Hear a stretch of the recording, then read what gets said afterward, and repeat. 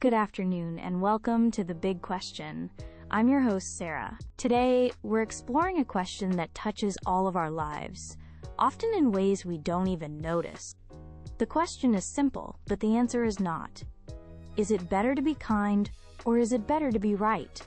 Think about it. In our families, with our friends, and at our workplaces, we face this choice every day. Do we tell a small lie to make someone happy? Or do we share a difficult truth that could cause pain but also lead to growth? To help us explore this topic, we have two excellent guests with us today. First, we have Leo, a primary school teacher who believes that kindness should always be our first priority. Welcome, Leo. And joining him is Dr. Evelyn Reed, a university researcher who argues that truth and being right are essential for progress. Welcome to the show, Dr. Reed. Our format today will begin with opening statements from each guest. Then, we'll move into a moderated discussion, and finally, we'll hear their closing thoughts. So let's begin. Leo, we'll start with you. The floor is yours. Thank you, Sarah. It's a pleasure to be here.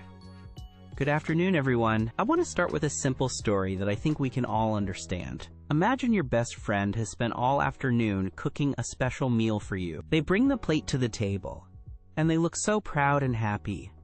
They ask you, "So what do you think? Is it good?" You take a bite, and it's not good. In fact, it's quite bad. What do you do in that moment? Do you tell them the absolute truth? Do you say, actually, this is too salty and the chicken is dry? Being right in that moment means hurting someone you care about.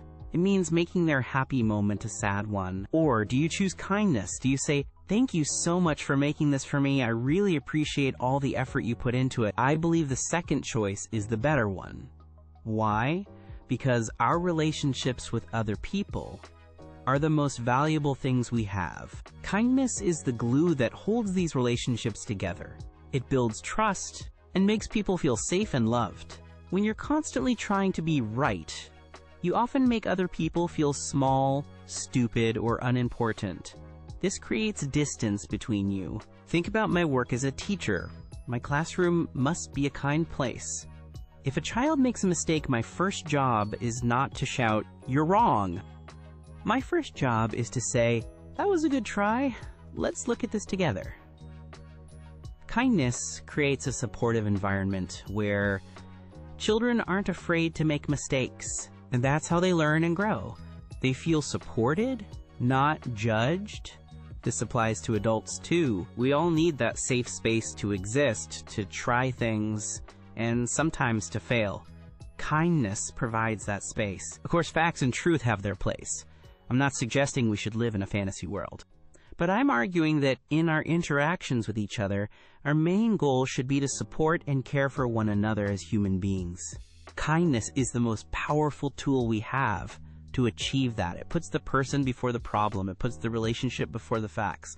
Thank you. Thank you, Sarah, and thank you, Leo, for your thoughts. Leo's example is a common one, but I believe it looks at the problem in the wrong way. Let me offer a different perspective. The truth is the foundation of our reality. We cannot build anything strong or lasting on a base of lies, no matter how small or kind those lies are. Let's consider another example. A doctor has a patient. The test results come back, and the news is not good. The patient has a serious illness. Would we want the doctor to be kind and say, "Everything is fine, don't worry about it"? Of course not. That would be incredibly dangerous. The patient wouldn't get the treatment they need. In this situation, the doctor must be right. They must deliver the difficult truth. This honesty allows the patient to understand their situation and make critical decisions about their life and their health. Some might say this is a difficult form of kindness, and I would agree. But it's kindness that's based on truth. Truth must come first. This principle extends far beyond medicine. All of human progress is built on finding the truth and correcting our mistakes. Scientists conduct experiments to find out what is true about the world. They publish their results so that other scientists can check them and, if they are wrong, correct them. Engineers inspect bridges and buildings to find problems. They must be honest about any issues they find, or people could be in danger. Being right and sharing that truth is how we improve our world and keep each other safe. Furthermore, telling someone the truth is a deep form of respect. When you're honest with someone, even when it's difficult, you're saying, "I believe you're strong enough to handle reality." When you tell a kind lie, you're treating them like a child. You're making a decision for them about what they can and cannot handle. So while kindness is a pleasant goal, it cannot be our highest principle. The truth is essential. Being right allows us to solve real problems, to grow, and to live honestly in the world as it is. Thank you both for those strong opening statements. Evelyn, I'd like to start the discussion with you. Leo's story about the friends cooking is a small, everyday situation. You used the example of a doctor, which is very serious. Let's talk about something in the middle. What about a white lie at work? For example, a colleague gives a presentation. They're very nervous and ask for your opinion afterwards. You think the presentation was not very good. It was confusing and poorly organized. Is it not better to be kind in that moment and say something positive to protect their confidence? That's an excellent question, Sarah, because it highlights the common confusion between being right and being cruel. They are not the same thing. You don't have to say, "Your presentation was terrible." That's not helpful. But you also shouldn't lie and say, "It was fantastic." False praise doesn't help your colleague improve. It might make them feel good for a minute, but it hurts them in the long run because they'll repeat their mistakes. The best approach is to be both honest and gentle.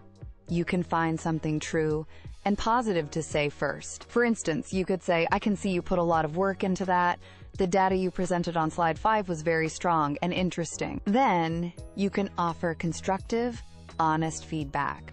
You could add, "For the next presentation, maybe we could work together on making the introduction a little clearer to grab the audience's attention from the start." This is honest, it's helpful, and it's still respectful. You're treating your colleague as a professional who wants to grow. That's a deeper kindness than a simple, empty compliment. Leo, how would you respond to that? Is that gentle honesty always the best way? I understand Evelyn's point, and in a perfect world, that would be a great solution. But we don't live in a perfect world. We live in a world with fragile human emotions. Sometimes, a person's confidence is the most important thing in that moment. Especially if it's a colleague who's new or who has been struggling. That person might not be ready to hear any criticism, no matter how gentle it is. The smallest piece of negative feedback might be the thing that makes them give up.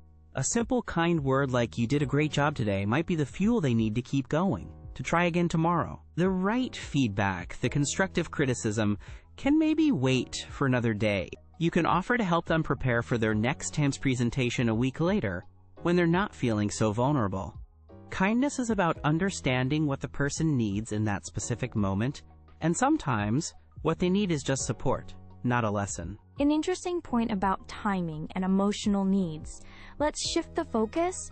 Leo, I want to ask you about a more serious situation, moving closer to Evelyn's area of concern. What if you know a close friend is about to make a very bad financial decision? For example, they tell you they're going to invest all of their savings in a new online company that you're almost certain is a scam.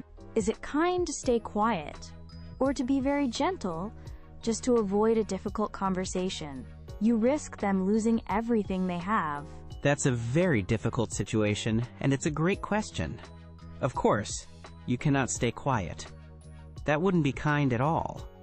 It would be irresponsible. But how you approach the conversation is everything. This is where kindness and being right must work together, but kindness must lead the way. You shouldn't march up to your friend and declare, "You're an idiot! That's a scam, and you're wrong!" That would immediately make them defensive.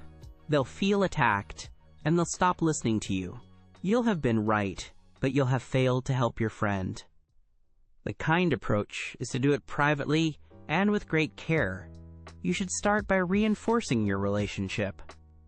Say something like, "Listen, I care about you and our friendship very much, and that's why I need to talk about this. I'm worried. You frame the conversation around your concern for their well-being, not around your need to be correct.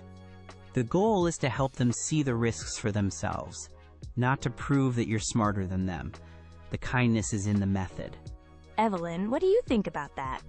Is a gentle, caring method enough when the danger is so high? I agree that the conversation should be handled with care, but I believe Leo is understating the importance of clarity in this situation. The priority must be the clear, factual truth. Being too kind or too gentle might make the message confusing. Your friend might hear your concern but think, oh, he's just a worrier. He doesn't understand this great new opportunity. Sometimes a direct and strong warning is the most necessary and the kindest action. You might need to say, very clearly, I have researched this. This has all the signs of a financial scam, and I believe if you do this, you will lose all of your money. Yes, it might hurt their feelings. Yes, it might create a difficult moment in your friendship. But that temporary discomfort is much less important than the permanent disaster of them losing their life savings.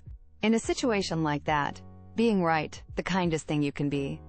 The danger is the most important factor, and the truth is the only tool that can prevent it. We're nearing the end of our time. I would now like to ask our guests for their closing statements. Leo, you may begin. Thank you. Throughout this discussion, my core belief has remained the same. Life is about connection. It's about the relationships we build and maintain with the people around us. Being right can sometimes feel good. It offers a temporary feeling of victory or intelligence, but that feeling fades quickly. Kindness, on the other hand, builds things that last. It builds trust, safety, and love. It creates friendships that can survive arguments and disagreements. We've discussed different situations today, from cooking to finances. In every case, I believe the best path starts with kindness. When we look back on our lives, we won't remember the small arguments we won or the times we proved a point. We will remember the moments when people were there for us, when they showed us compassion, when they were kind. Let's choose to create more of those moments for each other. Thank you. Thank you, Leo. And now, Dr. Reed, your final thoughts. Thank you. My argument today has been simple. The truth is the foundation for everything that matters. Progress, safety, respect, and even a meaningful form of kindness. Kindness without truth can be pleasant, but it can also be meaningless or, as we've discussed, actively dangerous. It can stop a person from growing, or it can enable a disaster. True, lasting kindness must be built upon the solid ground of reality. It's not kind to lie to someone about their health, their work, or a dangerous choice they're about to make. Honesty is how we solve the real-world problems we face, from the smallest personal issue to the largest global challenge. And it's how we show true respect for each other's ability to handle the world as it is, not as we wish it would be. Let's choose a world based on reality and build our kindness from there. Thank you. Thank you, Leo. And thank you, Dr. Evelyn Reed, for a fascinating and thoughtful discussion. You've both given us so much to think about. We've seen the conflict between the needs of the heart and the needs of the mind, between protecting feelings and pursuing facts. Ultimately, the question of whether it is better to be kind or to be right is one that each of us must answer for ourselves in the many situations we face each day. That's all the time we have for The Big Question. Thank you for watching.